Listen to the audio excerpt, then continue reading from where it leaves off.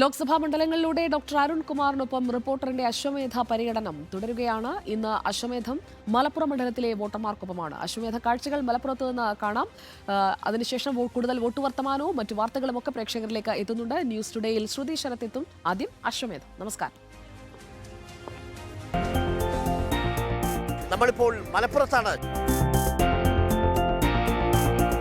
തെരഞ്ഞെടുപ്പിന് ചൂടെങ്ങനുണ്ട്?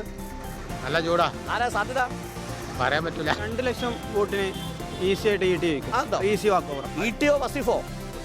ഓക്കെ, അപ്പോ വസീഫ് വരും, മാറ്റം വരും എന്നാണ് ചില ആളുകൾ പറയുന്നത്.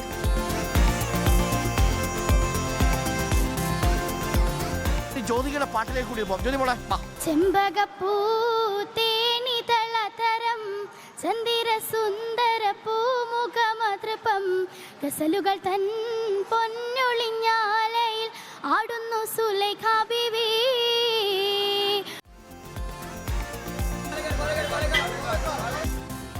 എങ്ങനെയാ മൊത്തത്തിൽ മണ്ഡലത്തിലെ രാഷ്ട്രീയ സാധ്യതയൊക്കെ? ഹംസ ജയിച്ച പോലെ ഒരു തരംഗം കാണുന്നുണ്ടോ? കാണുന്നുണ്ട്. ആവർത്തിക്കോ 2004 അന്ന് ടി കെ ഹംസ ജയിച്ചതുപോലെ? ഒരിക്കലും ഇല്ല. ഇതിനൊപ്പം മലപ്പുറത്തിന്റെ സുൽത്താൻ വി വസീഫ്. വസീഫ്, ഒരിക്കൽ കൂടി നമ്മൾ കാണുന്നു. ഈ ദേശീയ രാഷ്ട്രീയ വിഷയം ചർച്ച ചെയ്യുമ്പോൾ പൗരത്വം അടക്കമുള്ള വിഷയങ്ങൾ ചർച്ചയാവുന്നുണ്ടല്ലോ. പ്രത്യേകിച്ച് കോൺഗ്രസിന്റെ പ്രകടനപത്രിക വന്നു, അതിൽ പൗരത്വം ഇല്ലാതിരുന്നു. ഇതൊക്കെ യഥാർത്ഥത്തിൽ നിങ്ങൾക്ക് വോട്ടർമാരെ പറഞ്ഞ് ബോധ്യപ്പെടുത്താൻ പറ്റുന്നു? അത് സത്യത്തിൽ ഞങ്ങൾ പറയേണ്ട ആവശ്യമില്ല. ജനങ്ങൾ തന്നെ അതിൽ വലിയ, ഈ പ്രത്യേകിച്ച് മലപ്പുറത്തെ ജനങ്ങൾ വലിയ ബോധവാന്മാരാണ് ഈ കാര്യത്തിലൊക്കെ. അത് മാത്രമല്ല, RSS ഉണ്ടാക്കുന്ന ഒരു പൊതുബോധമുണ്ട്. ആ പൊതുബോധം നമ്മുടെ രാജ്യത്ത് പച്ച, അതാണല്ലോ ഇപ്പോൾ പച്ച എന്ന് പറഞ്ഞാൽ പാകിസ്ഥാനിലെ കളറാണ് എന്ന് RSS ഉണ്ടാക്കിയ പൊതുബോധം. ഈ പച്ചക്കൊടിയായാലും കോൺഗ്രസിന്റെ കൊടിയായാലും ഒക്കെ ജനാധിപത്യ രീതിയിൽ ഈ രാജ്യത്ത് ഉപയോഗിക്കുന്ന കൊടികളാണ്. ജനാധിപത്യ രീതിയിൽ ഇവിടെ രാഷ്ട്രീയ പ്രവർത്തനം നടത്തുന്നവരാണ്. അതിന്റെ എല്ലാം സംരക്ഷകരായി ഞങ്ങൾ ഉണ്ടാകും. കുതിര ക്ഷീണിച്ചാലും നമ്മൾ ക്ഷീണിക്കില്ല.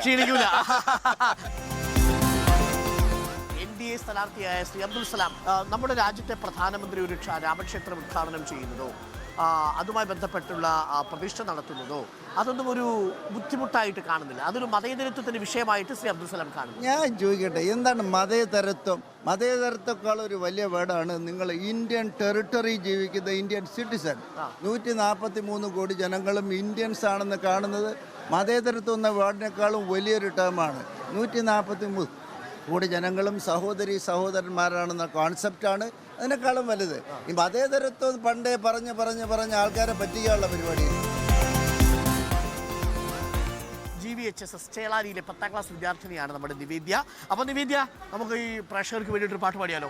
പൂമാനമേ ഒരു രാഗമേഘം താ കനവായി ഇനി നമ്മൾ നാളെ പാലക്കാടായിരിക്കും പ്രേക്ഷകർക്കൊപ്പം ചേരുക. ഞാനും ജാക്കി പണ്ടോട്ടിയിൽ നിന്ന് പാലക്കാട് നമുക്ക് നാളെ രാവിലെ കണ്ടുമുട്ടാം.